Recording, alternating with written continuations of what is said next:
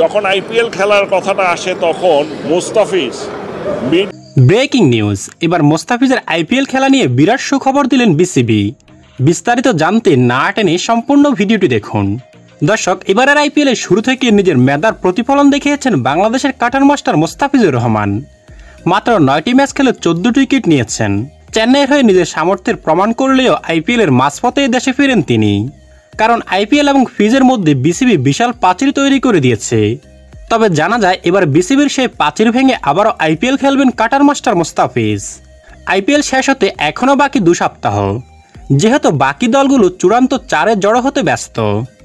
ওই সময় Chennai super Kings আবারও মুস্তাফিজকে তাদের দলে পেতে মরিয়া হয়ে উঠেছে।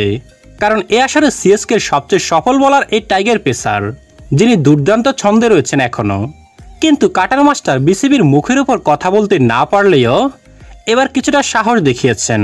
তদুপরি টাইগার এই পেসার আবারও চেন্নাই নিজেকে প্রতিষ্ঠিত করার চেষ্টা করেছিলেন বিসিবির নাকের উপর। যেহেতু জিম্বাবুয়ে সিরিজে বাকি আর 1টি ম্যাচ, তাকে সেখানে অবশ্যই কাস্ট করতে হবে। সেই হিসাবে আর একদিন পরে দেশের ক্রিকেটের ব্যস্ত সূচি শেষ হচ্ছে। তাই মুস্তাফিজের সামনে আর কোনো বাধাই রইল না আইপিএল খেলার জন্য। এই কারণে ফিজ আবারও চেন্নাই তার নতুন দলে যোগ দেওয়ার ইচ্ছা প্রকাশ করেছেন।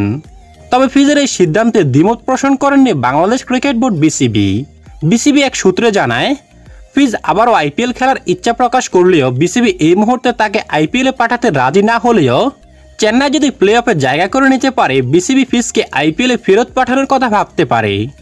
এর জন্য প্রয়োজন শারীরিক প্রস্তুতি, কারণ টি-20 বিশ্বকাপে ফিজকে নিয়ে কোনো সুযোগ নিতে চায় না বিসিবি। তাই মুস্তাফিজের আইপিএলের ভাগ্য নির্ধারণ হবে চেন্নাই সুপার 4-এ উঠতে পারলেই। তো দর্শক, আপনার কি মনে হয় চেন্নাই কি পারবে সুপার 4-এ জায়গা করে মুস্তাফিজকে আবারও আইপিএলে ফিরিয়ে নিতে?